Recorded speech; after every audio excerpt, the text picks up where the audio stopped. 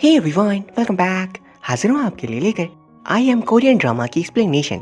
ये कहानी है एनी की, जो कि एक artificial intelligence based robotic girl है एंड इसे बनाया है एक मिडिल एज साइंटिस्ट ने। अब इस टेक्नोलॉजी को कुछ बुरे लोगों से बचाने के लिए वो इसे अपने बेटे और बेटी के पास छोड़कर चले जाते हैं। अब एक रोबोट की इनकी लाइफ में एंट्री होने के बाद क्या सब कुछ होता है वही हम इस कहानी में देखेंगे। एंड साथ ही साथ हम ये भी देखने वाले हैं कि एक रोबोट जिसके अंदर एक हाई स्कूल गर्ल की कॉन्शियस है वो क्या सब डिसीजन लेती है। कहानी की शुरुआत होती है एक मिडिल एज भागते हुए पर्सन को दिखाते हुए। वो एक ब्लैक सूट पहने आदमी से बचकर छिप जाते हैं। जैसे वो मुड़कर देखते हैं कि वो ब्लैक सूट वाला आदमी कहाँ तक आया, तभी पीछे से कोई उन्हें मार कर बेहोश कर देता है। ये सीन यहीं कट होता है एंड तभी हम एक बंदे को देखते हैं जो रात को ये सपना देख रहा था। एंड सपने वो मिडिल एज पर्सन उसके फादर ही थे, जो कि एक साइंटिस्ट है। उसकी नींद खुलती है एंड वो पानी पीने के लिए हाथ आगे बढ़ाता है। तभी अचानक उसकी नजर ठीक सामने एक प्यारी सी लड़की जो चुपचाप बैठी थी उस पर पड़ती है। ये देख वो जोर से चिल्लाता है मानो उसने एक भूत देख लिया हो, क्योंकि आधी रात को कोई अनजान लड़की उसके कमरे में क्या ही करी होगी। उसकी चिल्लाने की आवाज़ सुन बेसबॉल बैट लिए उसकी बहन कमरे में आती है एंड लाइट्स ऑन करती है। लेकिन अचानक उस लड़की को देख वो खुद डरकर बेड पे आ गई थी। दोनों भाई बहन एक दूसरे को देख कहते हैं तुम जाओ, नहीं तुम जाओ। एंड इतने में वही मिडिल एज पर्सन यानी उनके फादर रूम में आते हैं एंड उनसे कहते हैं शांत हो जाओ। अब अगले सीन में हम देखते हैं वो अनजान लड़की कमरे में हर तरफ चीज़ों का मुआयना ले रही थी। एंड यहाँ ये दोनों अपने फादर से पूछते हैं ये आपकी तीसरी बेटी है क्या, इसे छुपा कर क्यों रखा था। फादर कहते हैं नहीं, क्या तुम दोनों एंड्रॉइड का मतलब जानते हो। वो कहते हैं हाँ, सैमसंग एंड्रॉइड फोन्स बनाता है। और क्या। फादर कहते हैं हाँ वो तो बनाता है, बट मैं बात कर रहा हूँ एक artificial intelligence based Android robot की, AD01। एंड इस रोबोट की सबसे यूनिक बात यह है कि अपनी सराउंडिंग्स को देखकर खुद चीज़ें सीखती है, बिल्कुल जैसे एक बच्चा सीखता है और बड़ा होता है। उनके बच्चे उनकी इस बात से ज़्यादा खुश नहीं थे, क्योंकि बचपन से ही इन दोनों को उसके फादर इग्नोर करते आए हैं। Because being a artificial intelligence researcher उनका मैक्सिमम टाइम इसी रिसर्च वर्क में जाता था। तभी युनवू उनका बेटा कहता है जो भी हो आप इसे लेकर यहाँ से जाओ। लेकिन अचानक वो नोटिस करते हैं कि लड़की एक भारी शेल्फ को एक हाथ से उठाकर नीचे से बॉल निकाल लेती है एंड युनवू का मुंह खुला का खुला रह जाता है। और फादर कहते हैं ये मेरी इन्वेंशन है और फिलहाल इसके अंदर एक हाई स्कूल स्टूडेंट की कॉन्शियस है, बट ये चीज़ों को तुम्हारे साथ रहते हुए सेल्फ लर्न करेगी। फिर उसे वहीं छोड़कर वो चले जाते हैं। जिससे AD01 को यहाँ छोड़ने के पीछे कारण था उसे गलत हाथों से बचाना। अब युनवू तो उसके यहाँ होने से साफ खिलाफ था, बट उसकी बहन जूयॉन वो AD01 को देख काफी इंप्रेस थी। एंड जब वो उसे पहली बार बोलता हुआ सुनती है तो वह हैरान होकर कहती है तुम कितनी प्यारी हो। एंड यहाँ वो उसका नाम रखती है एनी। अब कितनी देर AD01 बुलाएंगे हम। फिर अगले दिन हम देखते हैं जूयॉन एनी को अपने स्कूल में एडमिशन दिलवा देती है, जब वो एक मैथ्स टीचर है। एनी का स्कूल में फर्स्ट डे था एंड जूयॉन उसे अपनी US से आई कजन के तौर पर इंट्रोड्यूस करवाती है। अब US का नाम सुन सभी एक्साइटेड हो जाते हैं, किसे तो इंग्लिश भी आती होगी। एनी को जूयॉन ने पहले ही समझा दिया था कि क्लास में कैसे बिहेव करना है एंड अपने स्ट्रेंथ का बिल्कुल भी यूज़ नहीं करना है, वरना उन लोगों को शक हो जाएगा। एंड इस बात को एनी बहुत अच्छे से मानती भी है। वहीं उसकी दोस्ती दो लड़कियों से हो जाती है जो उसे देख बहुत एक्साइटेड थी, क्योंकि एनी खूबसूरत भी है, फॉरेन से भी आई है एंड इंग्लिश भी आता है, और क्या ही चाहिए। अब स्कूल खत्म होने के बाद जूयॉन एनी को लेकर युनवू के कॉलेज के पास आती है एंड उसे कहती है इसे अपने साथ घर लेकर आ जाना, मुझे बिजनेस ट्रिप से बाहर जाना है। ऑलरेडी फ्रस्ट्रेटेड था एंड ये देख एनी खुद घर के लिए निकल जाती है एंड पीछे पीछे युनवू भी। घर आकर वो अपने फादर से फ़ोन पे बात करता है कि आप जहाँ हो ठीक तो हो ना। वो कहते हैं हाँ मैं ठीक हूँ, लेकिन हम साफ तौर पर देख पा रहे थे ये जगह वही थी जो युनवू ने अपने सपने में देखा था। उसके फादर फिर कहते हैं एनी का ख्याल रखना और फ़ोन कट कर देते हैं। एंड इसके तुरंत बाद हम देखते हैं उसी ब्लैक सूट वाले आदमी ने उन्हें शायद मार दिया था, यानी उसका अनजान सपना सच हो गया। वहीं अब अगले दिन युनवू कॉलेज से लौट रहा था अपनी गर्लफ्रेंड के साथ, जो उसे रेस्टोरेंट चलने के लिए जिद करी थी। बट अचानक वहाँ एक बंदा आता है, कैंगसिक। ये युनवू के फादर मिस्टर चा के साथ काम करता है एंड क्योंकि कल से वो फ़ोन नहीं उठा रहे हैं तो वो युनवू से पूछता है क्या तुम जानते हो वो कहाँ पर है। युनवू कहता है जैसे ही मेरी उनसे बात होती है मैं आपको बता दूंगा। एंड कैंगसिक के जाने के बाद वो अपनी गर्लफ्रेंड से कहता है हम कभी और रेस्टोरेंट चल लेंगे, अभी मुझे कहीं और जाना है। दूसरी तरफ स्कूल में एनी के पीछे उसकी दोनों क्लासमेट्स बटरा रही थी उसे दोस्ती करने एंड वो उसे सॉफ्ट ड्रिंक भी खरीद कर देती है। एनी उस ड्रिंक को हाथ में पकड़ी थी, लेकिन ये दोनों जिद करती है टेस्ट तो करो। एनी कहती है मैं इसे टेस्ट नहीं कर सकती। तभी वह जूयॉन आकर कहती है क्लास का समय हो चुका है, तुम सभी को जाना चाहिए। एंड एनी को वो पर्सनली समझाती है कि तुम ड्रिंक पी सकती हो या फिर नहीं, पहले मुझे पता करना होगा, इसलिए तब तक बिल्कुल मत पीना। फिर एनी अपनी उन्हीं दोनों क्लासमेट्स को हंसता मुस्कुराता हुआ देखकर समझ नहीं पाती कि आखिर ये दोनों कर क्या रहे हैं और क्यों कर रहे हैं। दूसरी तरफ युनवू उसी लोकेशन में पहुंच जाता है जहाँ उसके फादर को मारा या बेहोश किया गया था। अब वो यहाँ पर कैसे पहुंच पाया, इसका तो एक ही कारण है कि उसने सपने में जिस लोकेशन को देखा था बिल्कुल उसके जैसी जगह वो ठीक रियल लाइफ में भी आ गया था। एंड वहाँ कर वो छानबीन करता है एंड उसे वहाँ पर अपने फादर के स्पेक्स मिलते हैं। वहीं घर पर एनी मिरर के सामने अजीब तरीके से मुंह बना रही थी, क्योंकि वो समझना चाहती थी कि हंसने का आखिर मतलब क्या होता है। तभी जुयन भी घर पर आती है एंड पूछती है, तुम क्या कर रही हो? एनी कहती है, क्या आपको पता है लोग हंसते क्यों हैं? जुयन खुद सोच में पड़ गई थी, पर फिर वो कहती है, लोग इसलिए हंसते हैं क्योंकि वो खुश होते हैं। एनी कहती है, वो खुश क्यों होते हैं? अब जुयन इस बात का क्या ही जवाब देती। अचानक फिर युनवू घर पर आ जाता है, लेकिन वो किसी को क्या हुआ कुछ भी बताता नहीं। जुयन उसे पूछती है, खाना खाओगे? बट वो सारी बात इग्नोर कर कमरे में चला गया था। जुयन एनी से कहती है, क्या तुम उसे बुला लाओगी?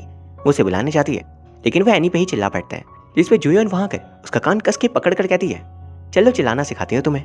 फिर दोनों खाना खा रहे थे एंड जुयन ने एनी को भी एक बोल के साथ डिनर टेबल पे बैठा दिया था। युनवू कहता है, ये तो इंसान भी नहीं है, तो इसे क्यों बैठाया? जुयन कहती है, क्योंकि इसे ही फैमिली कहते हैं एंड फैमिली सब कुछ साथ में करती है। विन डीजल की याद आ गई। फिर अगले दिन जुयन आफ्टर स्कूल गैंग 6 से मिलने जाती है एंड अपेरेंटली ये बंदा उसका बॉयफ्रेंड था एंड साथ ही साथ मिस्टर चा के साथ ये काम भी करता है, मतलब अपने ही बॉस की बेटी को उसने पटा लिया। Grand strategy. वहाँ वो उसे बताता है कि मिस्टर चा कई दिनों से मिल नहीं रहे हैं एंड मैं उन्हें ढूंढ रहा हूँ, तो तुम फिक्र मत करना, बस मुझे इस बात की टेंशन है उस रोबोट की कि वो कहाँ पर है। जुयन कहती है, एनी वो तुम्हारे साथ रहती है एंड ये सुन वो हैरान रह जाता है, तुम्हारे साथ? लेकिन इसके ठीक दूसरी तरफ हम देखते हैं एनी स्कूल से घर लौट रही थी, तभी अचानक से रोड की दूसरी तरफ एक बंदा दिखता है, सेम ब्लैक सूट पहना हुआ, जो उसे ही घूर रहा था। एनी की तरफ आने लगता है कि तभी बाकी स्टूडेंट्स की भी छुट्टी हो गई थी एंड भीड़ में वो फंस जाता है एंड इतने में युनवू एनी को अपने साथ लिए एक पेड़ के पीछे छुप जाता है। वो आदमी उन्हें हर तरफ देखता है पर ढूंढ नहीं पाता एंड फिर युनवू एनी को लेकर बाहर निकलता है। इस बीच हम देख पाते हैं एनी जिस तरीके से युनवू को देखती है वो शायद उसे पसंद तो नहीं करती, लेकिन वो तो एक रोबोट है। पर वहाँ पर हम देख पाते हैं युनवू को इस बात से बिल्कुल फर्क नहीं पड़ता कि एक रोबोट उसे पसंद करती है। वो फिर उसे पूछता है, क्या तुम उस बंदे को जानती थी? एनी कहती है, नहीं, पर मेरे फादर ने बताया था वो एक बुरा इंसान है। तभी फिर उसकी दोनों फ्रेंड्स वहाँ आ जाती है एंड युनवू वहाँ से चला जाता है। उसकी फ्रेंड्स आकर उसे पूछती है, ये था कौन? एनी सोच कर कहती है, भाई। वो लोग कहते हैं, ओह हमें तो मिलवा ही नहीं, क्या उसकी गर्लफ्रेंड है? खैर हो ना हो, हमें क्या, हम उसे इम्प्रेस कर अपना बॉयफ्रेंड बना लेंगे।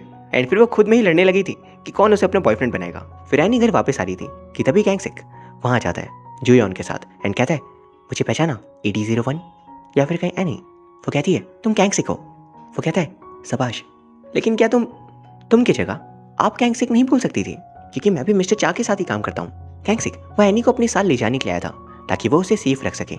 बट एनी जुयन के पीछे आकर खड़ी हो जाती है और जुयन एनी से पूछती है, तुम बताओ क्या तुम हमारे साथ रहना चाहती हो या फिर गैंग 6 के साथ जाना चाहती हो? वो कहती है, मैं यहाँ रहना चाहती हूँ। जिस पे जुयन कहती है, ठीक है, तो गैंग 6 तुम्हें अपने साथ नहीं ले जाएगा। गैंग 6 कहता है, पर तुम इसका ख्याल रख पाओगी? वो कहती है, बिल्कुल। इसके बाद अगली सीन में एनी सोफा पे बैठी थी एंड जुयन आकर उसे कहती है, तुम्हें चोट तो नहीं आई ना? मैंने गैंग 6 से कह दिया है, तुम फिक्र मत करो, वो तुम्हें नहीं ले जाएगा। एनी कहती है, फिक्र किस बात की, मैं तो सामने ये देख रही हूँ। वो पूछती है, क्या? एंड हम देख पाते हैं एनी टीवी पे K-pop बॉय बैंड का परफॉर्मेंस देख रही थी एंड ये देख जुयन कहती है, अच्छा तुम इन्हें देख रही हो, तुम्हें ये पसंद है? एंड ऐसा इसलिए था क्योंकि एनी की कॉन्शियस एक हाई स्कूल स्टूडेंट की है, तो वो बिल्कुल वैसे ही बिहेव करेगी।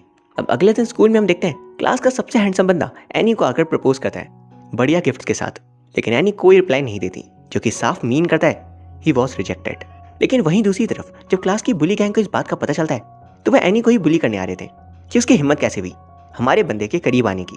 एनी की हेल्प के लिए उसकी फ्रेंड्स भी सामने आ गई थी, जिनका होने या ना होना कोई डिफरेंस ऐड नहीं करता, लेकिन वहाँ उनका पिट जाना तो तय था। लेकिन यहाँ इक्वेशन में डिफरेंस थी एनी उन बुली गर्ल्स का एक अटैक एंड यहाँ एनी का एक हाथ काफी था उसे रोकने के लिए। वो लड़की अपना हाथ भी छुड़ा नहीं पा रही थी एंड तभी जुयन को वहाँ आना पड़ता है एंड सभी को पनिश करने वो हाथ ऊपर कर खड़ा करवा देती है। लेकिन सारे देश के स्कूल के बच्चे एक जैसे ही होते हैं। टीचर के जाते ही पनिशमेंट छोड़ वो भाग गए थे एंड एनी हैरान थी कि भागना क्यों है, हमें टीचर ने तो पनिशमेंट दिया ना।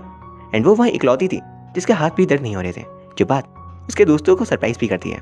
फिर वो तीनों डिसाइड करते हैं कि क्लास बंक करते हैं एंड वो लोग गेम स्टोर आ गए थे एंड वहाँ वो तरह तरह के गेम्स खेल बहुत एंजॉय करते हैं एंड ये एक्सपीरियंस एनी के लिए एकदम नया था। इसके बाद वो लोग कैरोके क्लब भी जाते हैं एंड वह अपने दोस्तों के गाने को सुन एनी कल रात वाले K-pop ग्रुप की तरह डांस करने लगती है। उसके डांस स्टेप्स इतने एक्यूरेट थे कि उसके दोस्तों को लगता है ये तो प्रोफेशनल डांसर है, लेकिन एक्चुअली वो एक रोबोट है जो सेल्फ लर्न कर सकती है, वो भी किसी भी इंसान से कई ज़्यादा तेज। फिर आज पहली बार इतना एंजॉय करने के बाद उसके दोस्त एनी को मुस्कुराता हुआ देखते हैं हंसते हुए एंड ये एनी के लिए भी बहुत ही नया था और उनके लिए भी, क्योंकि अब तक एनी ना चाहते हुए भी एक रोबोट की तरह ही बिहेव कर रही थी, but now she is gaining human emotions too. वो उनसे कहती है, इसी को खुशी बोलते हैं ना, thank you so much guys, तुम कमाल के हो। फिर अगले सीन हम देखते हैं कि वो घर पर सो रहा था, जो वो हमेशा करता है। अचानक उसका नाम बार बार कोई चिल्लाता है, उसे लगता है ये सपना है, बट आँख खोलते ही उसके ठीक ऊपर थी एनी वो एक पल को एकदम घबरा जाता है, बट फिर एनी से साइड होकर वो कहता है, तुम यहाँ क्या कर रही हो? वो कहती है, ब्रेकफास्ट के लिए जूयोन तुम्हें बुला रही थी। वो कहता है, मुझे नहीं जाना, तुम जाओ, मुझे खाना नहीं खाना, तुम जाओ यहाँ से। एनी उसका कान पकड़ लेती है, ठीक जैसे जूयोन ने पकड़ा था। युनवो ये देख कहता है, तुम एकदम एक बच्चे की तरह हो, और वो उसके सिर पर हाथ फेरता है।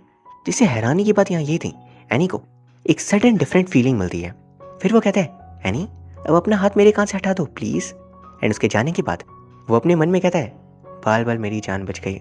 इसके बाद नेक्स्ट सीन में वो अपनी गर्लफ्रेंड के साथ रेस्टोरेंट पे खाना खाने आया था, एंड अपने साथ उसे एनी को भी लेकर आना पड़ा था क्योंकि जूयोन बिजनेस ट्रिप से बाहर गई थी। उसकी गर्लफ्रेंड एनी को देख पूछती है, भाई ये है कौन? वो कहता है, मेरी कज़न जो यूएस से आई है। फिर वहाँ युनवो उसकी गर्लफ्रेंड को क्लोज देख एनी अचानक कहती है, नहीं। वो पूछता है, तुम्हारा मतलब क्या है? एंड वो गुस्से से दोबारा कहती है, नहीं, दूर रहो। एंड दिस क्लियरली इंडिकेट्स बंदी या फिर कहीं रोबोटिक बंदी, उसके अंदर जेलेसी आ रही थी क्योंकि one of the primary human emotions है। अब इसके बाद से युनवो और एनी के बीच हमेशा कॉन्वर्सेशन ऑकवर्ड होने लगी थी, एंड एनी अब ज्यादातर युनवो को इग्नोर करती थी। युनवो हैरान भी था और कंफ्यूज भी कि आखिर एक रोबोट ऐसा कैसे बिहेव कर सकती है।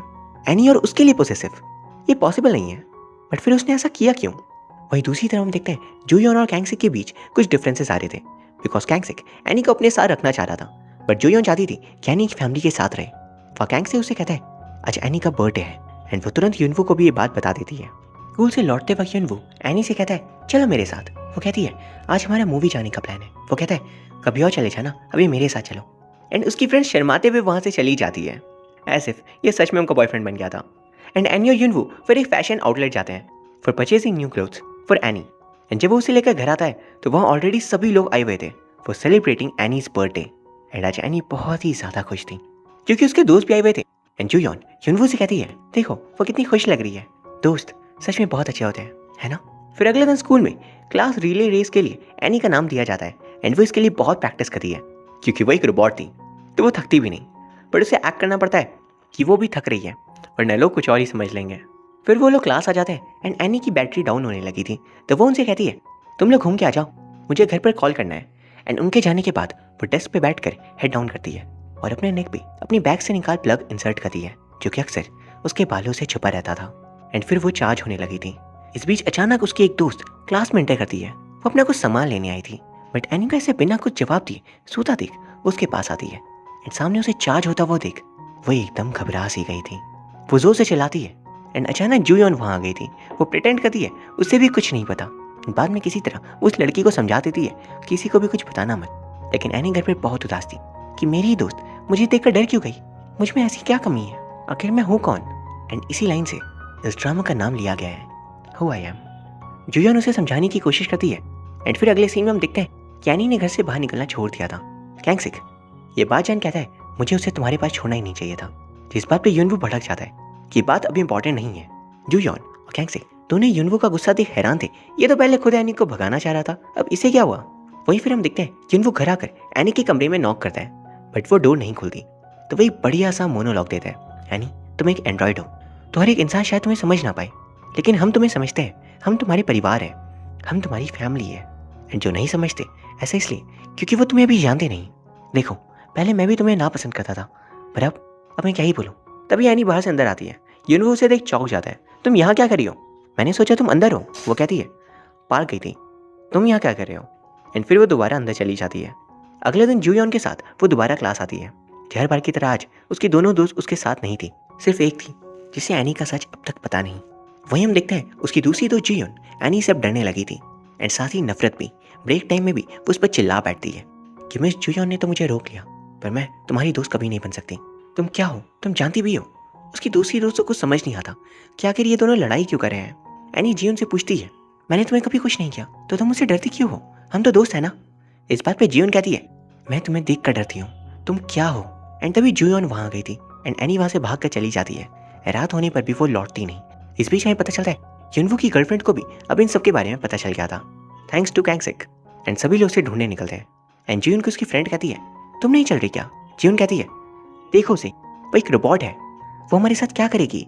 तुम जानती भी हो। उसकी दोस्त कहती है, उससे पहले वो हमारी दोस्त है, तुम्हें नहीं आना तो मत आओ। एंड फिर वो भी चली जाती है। वहीं दूसरी तरफ देखते हैं पूरे दिन बाहर रहने की वजह से एनी की बैटरी डाउन हो गई थी, एंड तभी ब्लैक सूट वाला आदमी उसे अपने साथ लेकर जाने लगा था कि तभी एन मौके पर वहाँ युनवो आ गया था, लेकिन वो पिट जाता है। बट फिर सभी लोग वहाँ आ जाते हैं एक साथ, एंड इतने सारे लोगों को एक साथ देख वो अकेला आदमी भागना ही ठीक समझता है। एंड एनी अब उनके साथ घर आ जाती है। अगले दिन स्कूल में जिन दोबारा एनी को इग्नोर करती है, बट फिर एनी अपने लॉकर में आकर चेक करती है तो वहाँ कई सारे सॉफ्ट ड्रिंक्स रखे थे, एंड उसके ऊपर एक पेपर था जिसपे कोरियन लैंग्वेज में लिखा था मियान हाय, जिसका मतलब होता है सॉरी। एंड एनी समझ आती है उसकी दोस्त अब उसके साथ है। फिर अगले दिन हम देखते हैं जिन वो अपनी गर्लफ्रेंड से मिलने जाता है। आज एक अनयूजुअल डे था, पर आज का मौसम काफ़ी अच्छा था। एंड जब वो युनवो एक बेंच पे बैठे थे तो वो युनवो से कहती है आज का दिन काफ़ी अजीब है ना ब्रेकअप करने के लिए, क्योंकि ऐसे मौसम में अक्सर लोग प्रपोज करते हैं। तैसे वो समझ गई थी कि युनवो ने उसे क्यों बुलाया है, एंड वो खुद ही चली जाती है। एंड 5 साल बाद वो आज ब्रेकअप करे थे, क्योंकि शायद उनके बीच कभी दोनों तरफ से प्यार था ही नहीं। एंड वो शायद समझ भी गई थी युनवो एनी को पसंद करता है। फिर युनवो एनी को लेने स्कूल जाता है, एंड लौटते वक्त वो उसका हाथ पकड़ लेता है। एंड साथ ही वो एनी से कहता है मुझे अपना बैग दे दो, मैं उठा लूँगा। वो कहती है तुम नहीं उठा सकते, बहुत हैवी है। युनवो कहता है ये मसल्स किस लिए बनाए हैं, दो तो सही। वो कहती है ठीक है फिर ये लो। एंड बैग हाथ में लेते ही बंदा खुद ही नीचे गिर गया था। एंड वो समझ कर कहता है आप ही उठा लो, कोई दिक्कत नहीं है। फिर दोनों एक बेंच पर बैठकर बात कर रहे थे। युनवो इधर उधर की बातें कर समय काट रहा था, क्योंकि बंदे को बस एनी के साथ समय बिताना था। एनी सीधा उसे कहती है तुम भी मुझे पसंद करते हो ना, राइट? वो शर्माते हुए कहता है हाँ। एंड इस बात पे वो उसे किस कर लेती है। युनवो समझ नहीं पाता कब क्या और कैसे हुआ, बट ये फीलिंग उसे बहुत पसंद आती है। फिर घर आकर तीनों मिलकर साफ सफाई करते हैं, एंड एनी इसके बाद भी थकी नहीं होती। सफाई के बीच युनवो को एक लैपटॉप मिलता है जो छिपाया हुआ रखा था। उसे लेकर आ जाता है एंड ओपन करता है, जहाँ पर एक सीक्रेट वीडियो फाइल थी। इस बीच जुयॉन और एनी बाहर सामान लाने गए थे, पर जुयॉन वॉलेट घर पर भूल गई थी, जिस पर एनी कहती है मैं लेकर आती हूँ। वहीं हम देखते हैं ये लैपटॉप मिस्टर चा का था, एंड इसमें एक वीडियो थी उनकी रिकॉर्ड की हुई। युनवो वीडियो को प्ले करता है, जहाँ उसके फादर कह रहे थे अगर तुम ये वीडियो देख रहे हो इसका मतलब मैं शायद जा चुका हूँ। खैर तुम जुयॉन हो या फिर युनवो, मेरी बात ध्यान से सुनना। AD-01 जो एंड्रॉयड रोबोट है उसके पास ऑलरेडी ह्यूमन इमोशंस है, एंड गवर्नमेंट को ये बात पसंद नहीं आ रही, और वो ऐसे रोबोट को एग्जिस्ट करने देना भी नहीं चाहते। और एक इमोशंस के साथ वाले एंड्रॉयड एंड एक ह्यूमन में क्या डिफरेंस है, दोनों ही हमें फील कर सकते हैं, तो उन्हें मारना गलत होगा। मैं इस चीज़ को बेहतर तरीके से समझने के लिए एक एक्सपेरिमेंट रन करूंगा।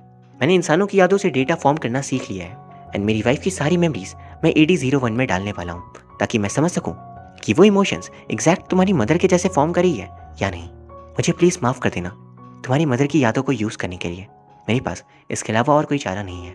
इस बात को सुन युनवो एकदम शॉक रह जाता है कि उसने एनी को अपना दिल दे बैठा था, पर वो तो उल्टा एक मदर के जैसे एक्ट करी थी, उसे प्यार करी थी एक मदर के जैसे। ये बात उसे सदमे में डाल देती है, और अचानक एनी भी वहाँ खड़ी थी, एंड ये सब कुछ वो सुन लेती है। वो उस पर भड़क जाता है कि तुम इतने वैसे प्रेजेंट करी थी, जबकि तुम तो बस मुझे एज अ मदर पसंद करती थी, एक बच्चे की तरह। जिस पे एनी कहती है मैंने कभी तुम्हें एक बेटी की तरह नहीं देखा। वो कहता है मतलब? जिस पे एनी कहती है ये मेरे इमोशंस है, मेरे खुद के, किसी और के नहीं। एंड युनवो समझ आता है एनी उसके फादर की सोच से कई ज़्यादा एडवांस्ड है। वो किसी और डेटा के इमोशंस पे काम नहीं करी, बल्कि खुद के नए इमोशंस फॉर्म करी है, खुद के कॉन्शियस से। फिर एनी अचानक घर से चली जाती है, क्योंकि युनवो ने उस पर बहुत चिल्लाया था। एंड बाहर अचानक वही ब्लैक सूट पहना पर्सन उसके सामने आ जाता है। पीछे पीछे युनवो भी उसे बचाने आ गया था, लेकिन ब्लैक सूट वाले पर्सन के पास गन थी, और यहाँ हम समझ पाते हैं कि मोस्ट लाइकली इसे गवर्नमेंट ने भेजा होगा एनी को वापस लाने, क्योंकि बाहर एक एंड्रॉइड का इंसानी रूप में घूमना बहुत ही खतरनाक हो सकता है। वही फिर युनवो को बचाने एनी खुद गन के सामने आ जाती है, और युनवो उसे देख रोने लगता है। अब 1 महीने बाद का सीन हम देखते हैं। एनी अब एनी नहीं रही थी, क्योंकि गोली ठीक उसके सिर पे लगी थी, तो उसकी आर्टिफिशियल इंटेलिजेंस रीसेट हो गई। उस रोबोट को ठीक तो कर दिया गया, बट वो अपनी सारी मेमोरीज खो बैठी है। एंड ये देख जुयॉन और युनवो बहुत उदास थे। युनवो पूछता है जितने भी दिन वो हमारे साथ थी क्या वो खुश थी? कैंग से कहता है हाँ शायद। फिर युनवो और जुयॉन वहाँ से चले जाते हैं अपने घर, एंड कैंग से अब उसका ख्याल रखेगा। उनके जाने के बाद वो कहता है AD-01 चले फिर, जिस पे वो कहती है मेरा नाम एनी है। वो हैरान हो जाता है, एंड तभी एनी हंसने लगती है जैसा उसने लर्न किया था। एंड पोस्ट क्रेडिट सीन में हम देखते हैं वो तैयार होकर अपने घर लौटती है, एंड वहाँ उसकी बहन जुयॉन और युनवो उसे देख बहुत ज़्यादा खुश और हैरान थे कि तुम लौट आई, एंड तुम्हें सब कुछ याद कैसे है? शायद इसे ही मिरेकल कहते हैं। और इसी के साथ ये ड्रामा खत्म हो जाता है। इसकी कहानी एक बहुत ही अच्छा टेक रखती है कि अगर robots with self learning ability real life में एग्जिस्ट करें एक ह्यूमन फैमिली के साथ, तब क्या होगा। एंड अगर वो रोबोट एक हाई स्कूल गर्ल के रूप में होगी, तो इस बात को ये कहानी बहुत ही अच्छे तरीके से दिखाती है। ये एक बहुत ही शॉर्ट ड्रामा था, तो इसमें कई सारे लेयर्स नहीं दिए गए थे, लेकिन इसके बावजूद कहानी बहुत ही प्यारी थी। आई रियली होप आपको ये ड्रामा पसंद आया होगा। अगर हाँ, देन प्लीज चैनल को सब्सक्राइब कर लीजिए और भी ऐसी वीडियोस देखने के लिए। एंड अगर आपको ये वीडियो पसंद आई देन प्लीज़ वीडियो को लाइक कर दीजिए और कमेंट सेक्शन में अपने सजेशंस बता सकते हो। Thank you very much for watching. See you soon.